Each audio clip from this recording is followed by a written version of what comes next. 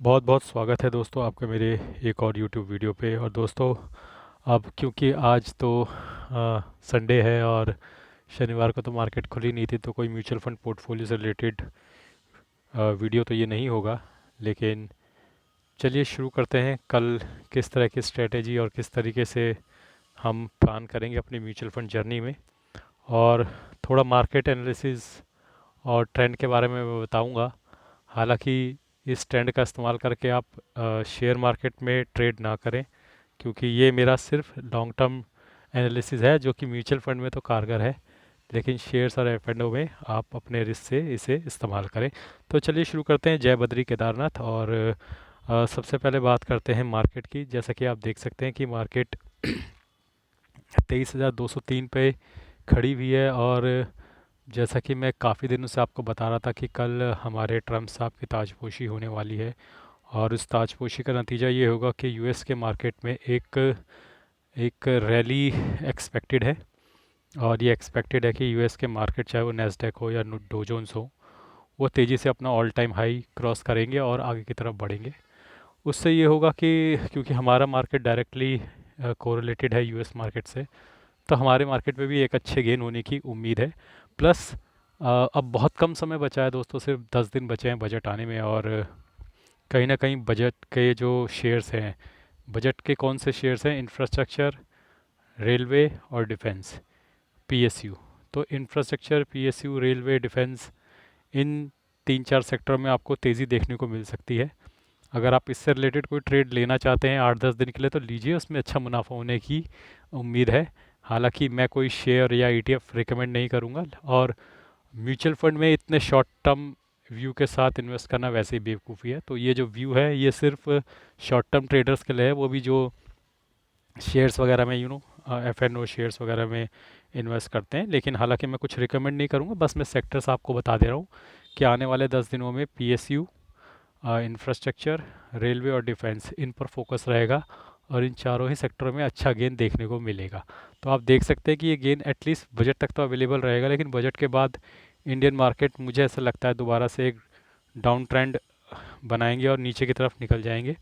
अब देखिए, मार्केट में जब बड़े प्लेयर होते हैं दोस्तों, कि वो लगातार मार्केट को गिरा नहीं सकते। अब आप देख सकें कि मार्केट हमारी 26,300 से लगभग गिरते हुए 23,200 पे आ गई है, 23,000 भी चली गई थी।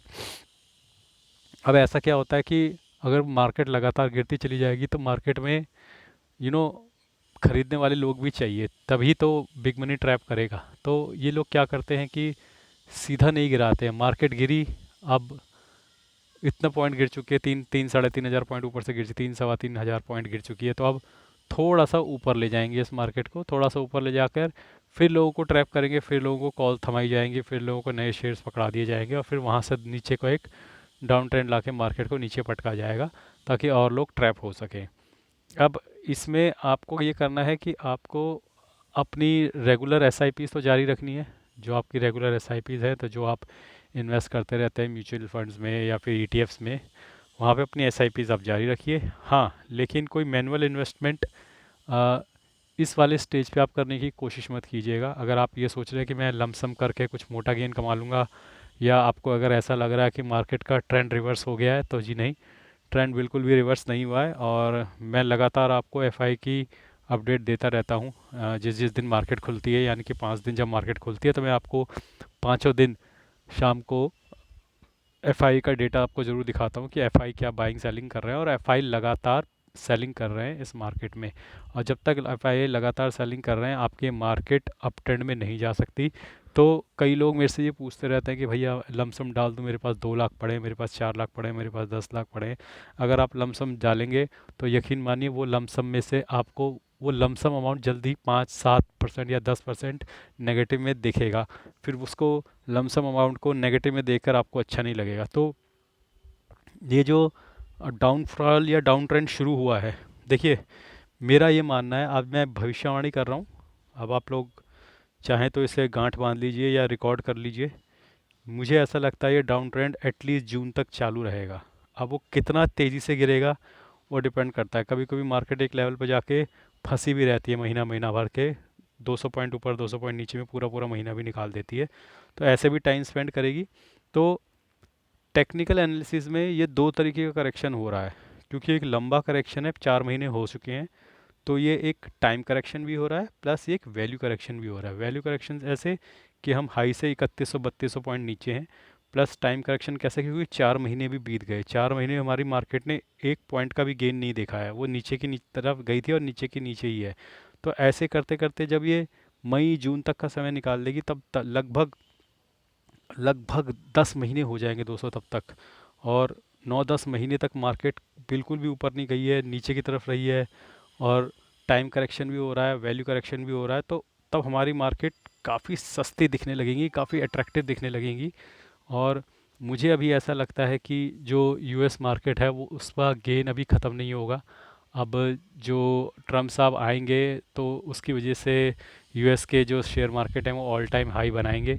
ऑल टाइम हाई बनाकर ऐसा नहीं है कि वो एकदम ही गिर जाएंगे, 2 3 4 महीने तक उनकी पार्टी जारी रह सकती है। एग्जैक्टली तो मैं नहीं कह सकता कितने महीने तक उनकी पार्टी जारी रहेगी, लेकिन 2 3 4 5 6 महीने तक भी ऐसा हो सकता है कि यूएस मार्केट बहुत अच्छा करे।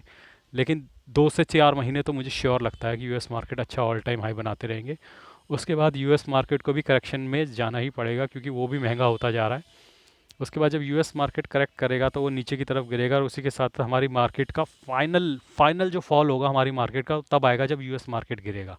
ये मेरी एनालिसिस है, और ये गलत भी हो सकती है, लेकिन मुझे ऐसा लगता है कि फाइनल फॉल हमारी मार्केट का तब आएगा जब यूएस मार्केट गिरेगा। हम उतना नहीं गिरेंगे जितना यूएस गिरेगा, लेकिन जब वो फाइनल फॉल आएगा ना, तब यूएस मार्केट गिरेगा, और यूएस मार्केट के गिरने के साथ ही इंडियन मार्केट बॉटम आउट हो जाएगी। क्योंकि जो अगर यूएस मार्केट 10 15% गिरेगा तो हम भी 2 3% उसके साथ गिर जाएंगे। हम ऑलरेडी तब तक 12 15% नीचे ही होंगे, तो फिर हम भी 3 4% और गिर जाएंगे और फिर बॉटम आउट हो जाएंगे। जब याद रखना, जब यूएस मार्केट में हैवी करेक्शन शुरू होगा, उसके 1 महीने के अंदर हमारे मार्केट का बॉटम लग जाएगा, और उसके बाद वो पैसा यूएस से निकल कर इंडियन मार्केट्स में आएगा। और वो मेरे हिसाब से सही समय होगा लमसम अमाउंट डालने का, आखिरी जो बचा होगा टुकड़ा उस तक डालने का। फ़िलहाल अपनी स्ट्रेटजी सिंपल रखिए, कोई ज़्यादा हाथ पैर मारने की ज़रूरत नहीं है, मार्केट को टाइम करने की ज़रूरत नहीं है। जितना ज़्यादा दिमाग लगाओगे मार्केट में, उतना ज़्यादा मार्केट आपका पैसा खाता चला जाएगा। तुम जितना सोचोगे कि हमने बॉटम प्रेडिक्ट कर लिया, मार्केट वहाँ से 1000 पॉइंट 500 पॉइंट और नीचे चला जाएगा। जब तक रिटेलर पैसा डालता रहेगा, याद रखना, जब तक रिटेलर पैसा डालता रहेगा, जो बड़े प्लेयर हैं, बिग मनी है, वो मार्केट को गिराते रहेंगे। आपको एक बात समझनी होगी, जितने भी बड़े स्टॉक ब्रोकर हैं, चाहे ज़ीरोधा है, चाहे ग्रो है, जितने भी मार्केट में हैं, ये सब अपना डेटा बेचते हैं। बड़ी जो एफ आई आईज होते हैं, बिग मनी को, इवन डी आई को, जब ये डेटा बिकता है तो वो साफ देख लेते हैं कि रिटेलर किस जगह बाय कर रहे हैं। और जब तक वो देखते रहेंगे कि रिटेलर्स की बाइंग आ रही है, तब तक वो मार्केट को गिराते रहेंगे। जिस दिन उनको ये डेटा मिलता है कि रिटेलर्स की बाइंग आनी बंद हो गई है, और वो बिल्कुल ही खाली हो गए हैं, कंगाल हो गए हैं, उनका सारा बटवा खाली हो गया है, तब फाइनली एफआईआई अपना पूरा पैसा मार्केट में डाल के सारा माल उठाकर ले जाएंगे, और आप देखते रह जाएंगे। तो उस देखते रह जाने वाली सिचुएशन में ना पड़िए, आप थोड़ा थोड़ा डालते रहिए, और जब भी समय मिलता है वहाँ पर आपको लमसम थोड़ा थोड़ा डालना है। और लमसम के लिए भी टुकड़े कर लीजिएगा 8 10, और एस आई पीज़ अपनी बंद मत कीजिएगा, टाइम करने की कोशिश मत कीजिएगा। कई लोग मुझे कमेंट करके बोलते हैं कि भैया अभी एस आई पी रोक दूँ, जब मार्केट 1000 पॉइंट या 500 पॉइंट और गिर जाएगा मैं फिर डालूंगा। देखो भाई, हर सिचुएशन हर हर सिचुएशन पॉसिबल है। हो सकता है 23,000 से ही मार्केट रिवर्स होकर ऊपर निकल जाए, तब क्या करोगे? तब हाथ मलते रह जाओगे। हो सकता है यहाँ से मार्केट 2000 पॉइंट और गिर जाए, तब लमसम डाल दोगे, तब हाथ मलते रह जाओगे। तो हर सिचुएशन को कवर करने का सबसे सेफेस्ट सॉल्यूशन है एसआईपी। अपनी एसआईपी तो चलते ही रहने था, मैंने भी अपनी एसआईपी नहीं रोकी है। मेरी वजह अलग है, मैं इस वक्त लमसम इन्वेस्टमेंट कर नहीं पा रहा हूँ, क्योंकि मैं ऑफिस के काम में बिज़ी रहता हूँ और मुझे इतना समय नहीं मिलता है। लेकिन फिर भी जब भी मुझे समय मिलेगा तो मैं मैनुअल लमसम इन्वेस्टमेंट भी करूँगा एक अच्छा लेवल आने पे। लेकिन फ़िलहाल मुझे लगता है कि वो अच्छा लेवल नहीं आया है। तो मेरी एस आई पीज़ जा रही हैं। एस आई पीज़ आप रोज़ शाम को मेरे वीडियो आते हैं, आप देख सकते हैं कि मेरी एस आई पीज़ लगातार चल रही हैं, और मैं लगातार इन्वेस्टमेंट कर रहा हूँ। और जहाँ तक बात है मिनिमल लमसम इन्वेस्टमेंट की, तो जब मुझे लगेगा कि अच्छा लेवल आ गया है, मैं वहाँ पे एक अच्छे लेवल पे लमसम इन्वेस्टमेंट ज़रूर करूँगा। अब मुझे लगता है कि अच्छा लमसम करने का इन्वेस्टमेंट लेवल जो होगा 22,700 और 800 के आसपास होगा। जब भी मार्केट वहाँ पर पहुँचेगी, एक मैं लमसम इन्वेस्टमेंट वहाँ पे ज़रूर करूँगा। फिर 22,500 भी और 22,000 तक अगर मार्केट पहुँचती है तो वहाँ पर भी करूँगा।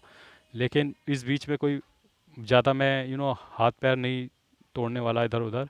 और मेरी बस ऑटोमेटिक एसआईपी चालू हैं 42,000 रुपये की, 41,500 रुपये की मेरी ऑटोमेटिक एसआईपी चल रही हैं और वो चलती रहेंगी। तो दोस्तों सतर्क रहिएगा इस मार्केट में, और ये मत सोचिएगा कभी भी कि आपने मार्केट को समझ लिया है और आप मार्केट के ही लूप होल्स को समझ गए हैं और आपने बॉटम पकड़ लिया है। तो आज के लिए बस इतना ही। धन्यवाद। Good bye.